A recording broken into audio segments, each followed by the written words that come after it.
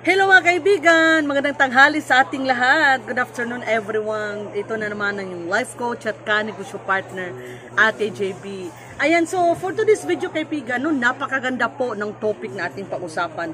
Sasagutin po ni Ate JB yung katanungan ng isa nating kasari, kaibigan, kababayan dito sa YT World.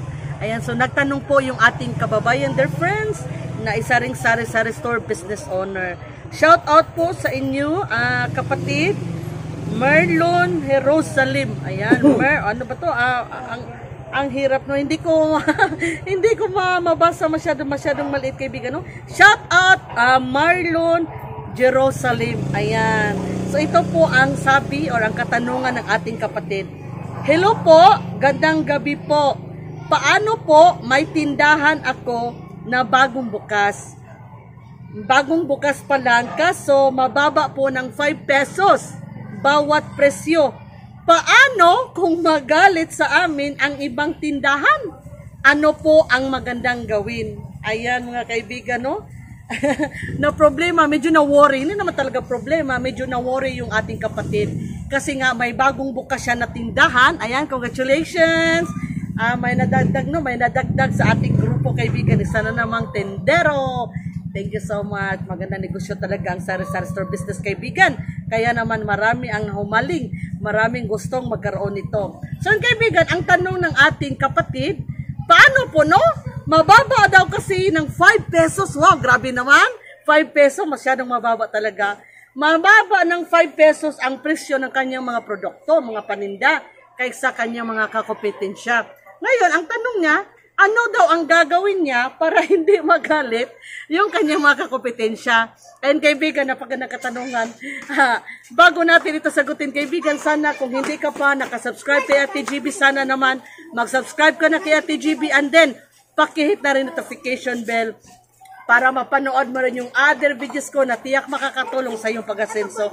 And sana kaibigan, pakishare na rin para mas marami pa tayong matulungan. And please, don't skip the ads, kaibigan. No? Malaking tulong po ito sa amin ng ating family. Ngayon, kaibigan, sasagutin na natin ang katanungan ng ating kapatid. Ano daw yung kanyang gagawin para hindi magalit sa kanya yung kanyang mga kakompetensya, yung ibang sari-sari store business owner? Kasi napakababa daw ng kanyang mga paninda. Mababa ang presyo. Kaibigan, 5 pesos bawat isa. My God, napakababa. Kaibigan, direct to the point, no? Ayan, kapatid. Direct to the point sa TGB.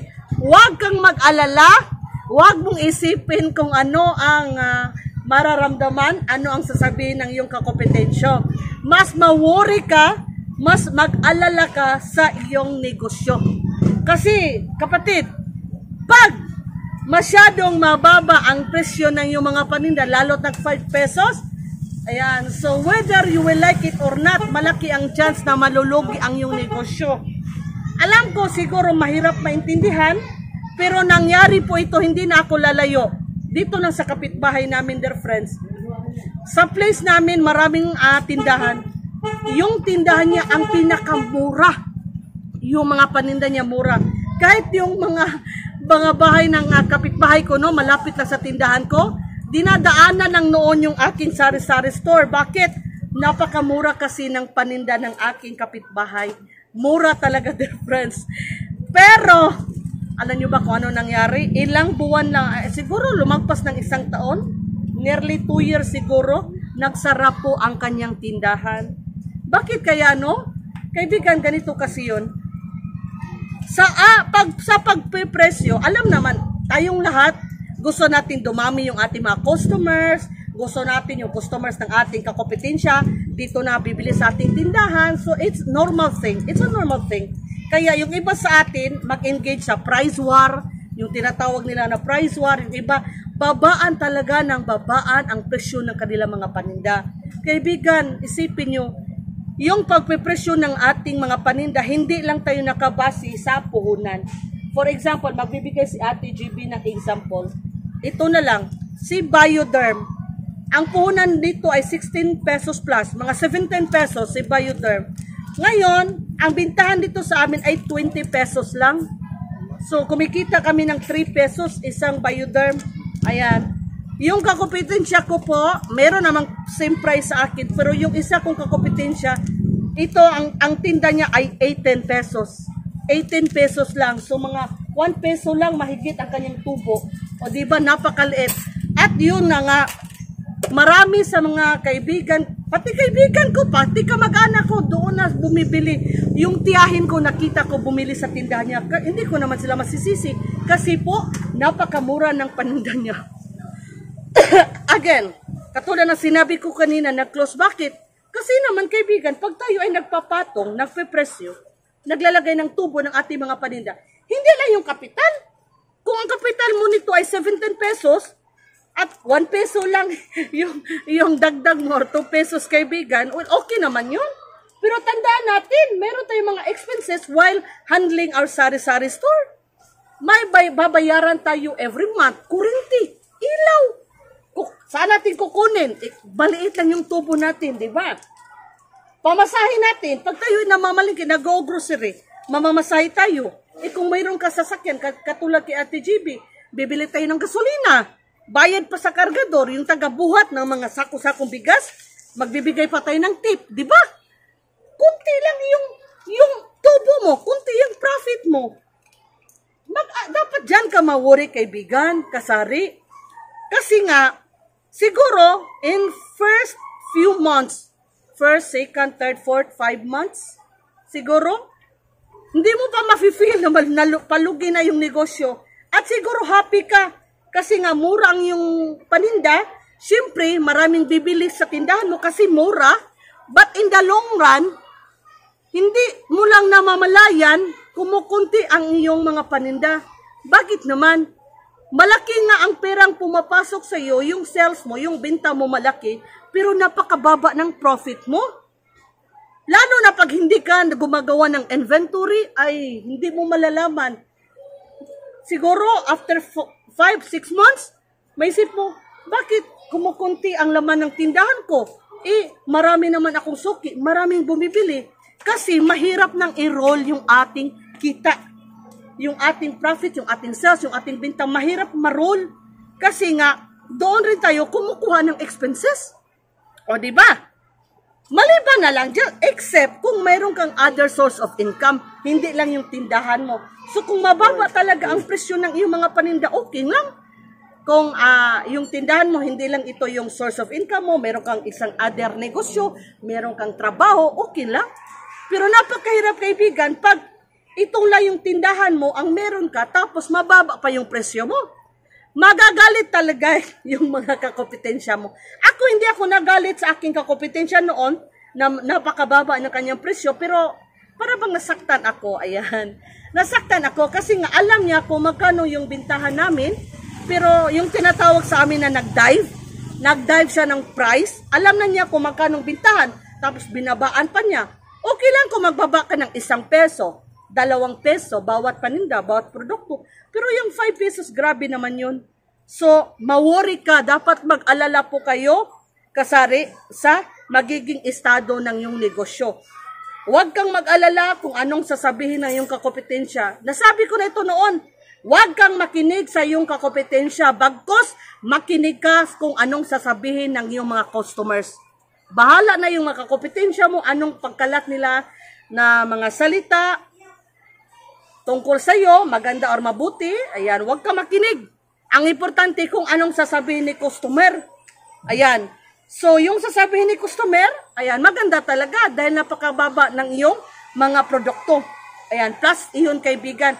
But then again, there is always exemption, no? Exception to the rule. Kahit gaano man kaganda ang sabihin ni customer, pero palugi pa rin ang iyong negosyo. Huwag na. Dapat kaibigan, okay yon, magbaba ka ng presyo, pero wag masyado baba. So, 1 peso bawat produkto, okay na, or 2 pesos. Kagaya kay Ate GB, most of my paninda kaibigan, mas mababa ako sa aking mga kakompetensya. Pero 1 peso lang, siguro 2 pesos. Hindi ako yung mga paninda ko, hindi mas mababa ng more than 3 pesos. Ayoko nun.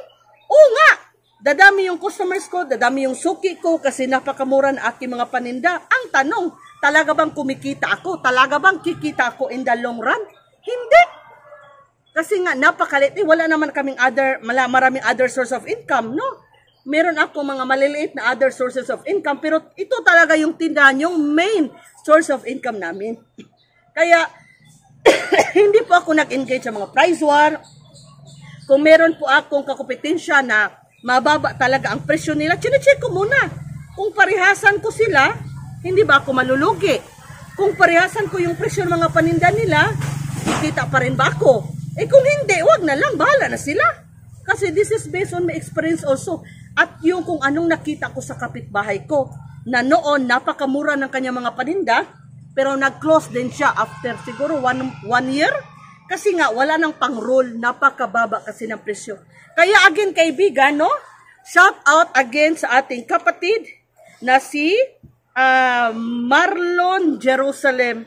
Ayan, so, kasari, wag niyong isipin kung anong sasabihin ng mga kakompetensya nyo or ng ibang tendero-tendera sa place nyo. Ang isipin nyo po kung kikita ba kayo, kung hindi ba malugi ang yung negosyo. Dito po ako nag-alala. Bahala na yung mga kakompetensya, anong sabihin, nag-alala po ako sa inyo. Dahil alam ko kung napakamura talaga ng inyong paninda, ay malulugi talaga kayo in the long run. Maliban na lang kung hindi lang ito yung tindahan mo, marami ka pang other branches or isa kang wholesaler po, ay okay lang yun.